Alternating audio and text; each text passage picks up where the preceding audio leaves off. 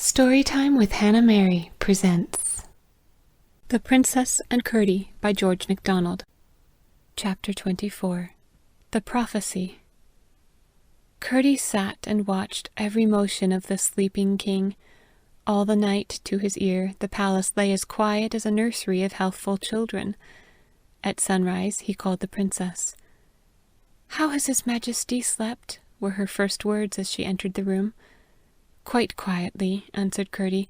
"That is, since the doctor was got rid of." "How did you manage that?" inquired Irene, and Curdie had to tell all about it. "How terrible!" she said. "Did it not startle the king dreadfully?" "It did, rather. I found him getting out of bed, sword in hand." "The brave old man!" cried the princess. "Not so old," said Curdie, "as you will soon see. He went off again in a minute or so, but for a little while he was restless, and once when he lifted his hand it came down on the spikes of his crown, and he half waked." "But where is the crown?" cried Irene in sudden terror. "I stroked his hands," answered Curdie, "and took the crown from them, and ever since he has slept quietly, and again smiled in his sleep." "I have never seen him do that," said the princess. "But what have you done with the crown, Curdie?" "Look," said Curdie, moving away from the bedside. Irene followed him, and there, in the middle of the floor, she saw a strange sight. Lena lay at full length, fast asleep, her tail stretched out straight behind her, and her forelegs before her.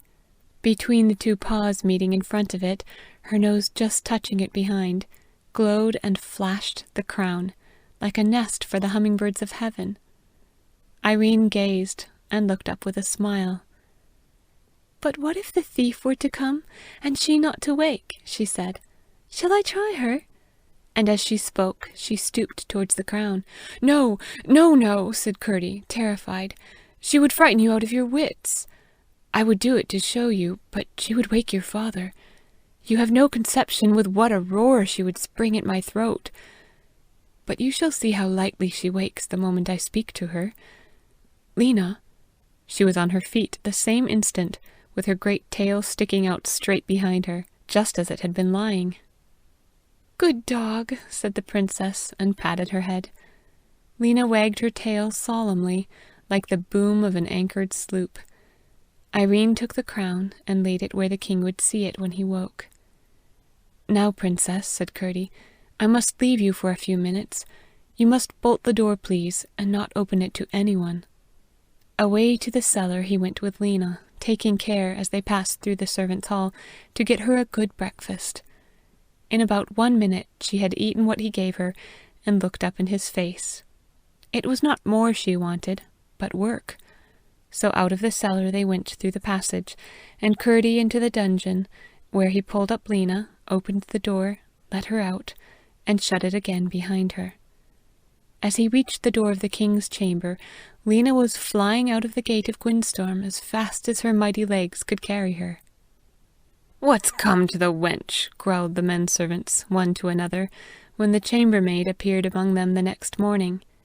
There was something in her face which they could not understand, and did not like. "Are we all dirt?" they said. "What are you thinking about? Have you seen yourself in the glass this morning, miss?" She made no answer. "Do you want to be treated as you deserve, or will you speak, you hussy?" said the first woman cook. "I would fain know what right you have to put on a face like that."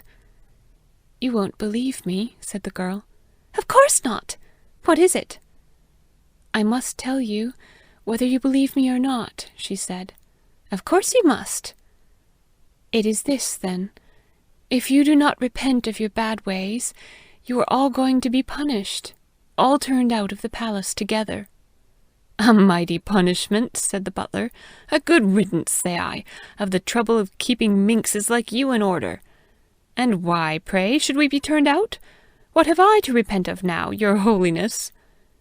"That you know best yourself," said the girl. "A pretty piece of insolence! How should I know, forsooth, what a menial like you has got against me? There are people in this house, oh, I'm not blind to their ways, but everyone for himself, say I. Pray, misjudgment, Who gave you such an impertinent message to his Majesty's household?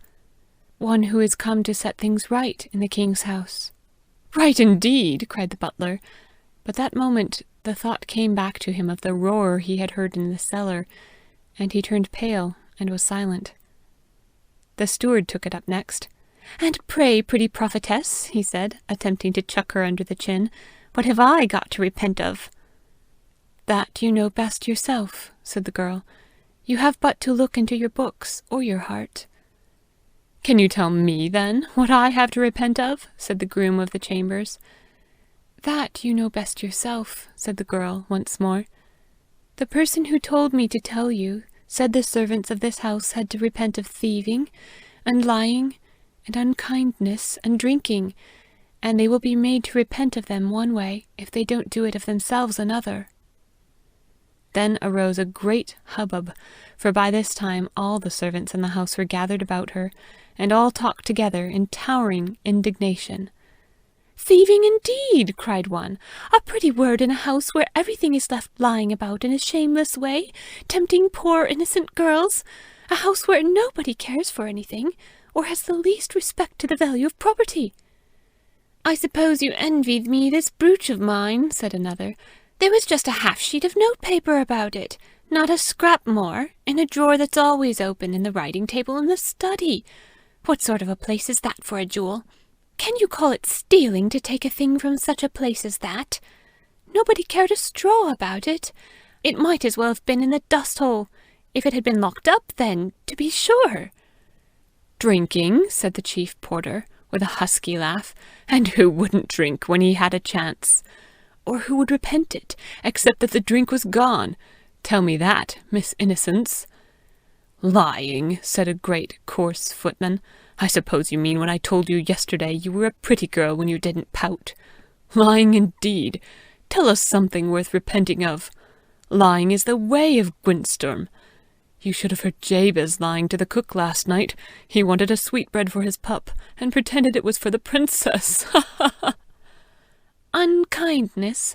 I wonder who's unkind, going and listening to any stranger against her fellow servants, and then bringing back his wicked words to trouble them, said the oldest and worst of the housemaids. One of ourselves, too! Come, you hypocrite! This is all an invention of yours and your young man's, to take your revenge on us because we found you out in a lie last night. Tell true now, wasn't it the same that stole the loaf and the pie that sent you with the impudent message? As she said this, she stepped up to the housemaid, and gave her, instead of time to answer, a box on the ear that almost threw her down, and whoever could get at her began to push and hustle and pinch and punch her. You invite your fate, she said quietly. They fell furiously upon her, drove her along the hall with kicks and blows, hustled her along the passage, and threw her down the stair to the wine cellar, then locked the door at the top of it, and went back to their breakfast. In the meantime, the king and the princess had had their bread and wine, and the princess, with Curdie's help, had made the room as tidy as she could. They were terribly neglected by the servants. And now Curdie set himself to interest and amuse the king, and prevent him from thinking too much, in order that he might the sooner think the better. Presently, at his Majesty's request, he began from the beginning, and told everything he could recall of his life, about his father and mother and their cottage on the mountain, of the inside of the mountain and the work there, about the goblins and his adventures with them. When he came to finding the princess and her nurse overtaken by the twilight on the mountain, Irene took up her share of the tale, and told all about herself to that point, and then Curdie took it up again, and so they went on, each fitting in the part that the other did not know, thus keeping the hoop of the story running straight. And the king listened with wondering and delighted ears, astonished to find what he could so ill comprehend, yet fitting so well together from the lips of the two narrators. At last, with the mission given him by the wonderful princess and his consequent adventures, Curdie brought up the whole tale to the present moment. Then a silence fell, and Curdie and Irene thought the king was asleep. But he was far from it. He was thinking about many things. After a long pause, he said, Now, at last, my children, I am compelled to believe many things I could not and do not yet understand, things I used to hear and sometimes see as often as I visited my mother's home. Once, for instance, I heard my mother say to her father, speaking of me, "He is a good, honest boy, but he will be an old man before he understands." And my grandfather answered, "Keep up your heart, child. My mother will look after him." I thought often of their words, and the many strange things besides I both heard and saw in that house. But by degrees, because I could not understand them, I gave up thinking of them. And indeed, I had almost forgotten them, when you, my child, talking that day about the Queen Irene and her pigeons, and what you had seen in her garret, brought them all back to my mind in a vague mass. But now they keep coming back to me, one by one, every one for itself, and I shall just hold my peace and lie here quite still, and think about them all till I get well again." What he meant they could not quite understand, but they saw plainly that already he was better. "Put away my crown," he said. "I am weary of seeing it, and have no more any fear of its safety." They put it away together, withdrew from the bedside, and left him in peace. End of chapter 24. Find more stories on Instagram at storytime.with.hannahmary.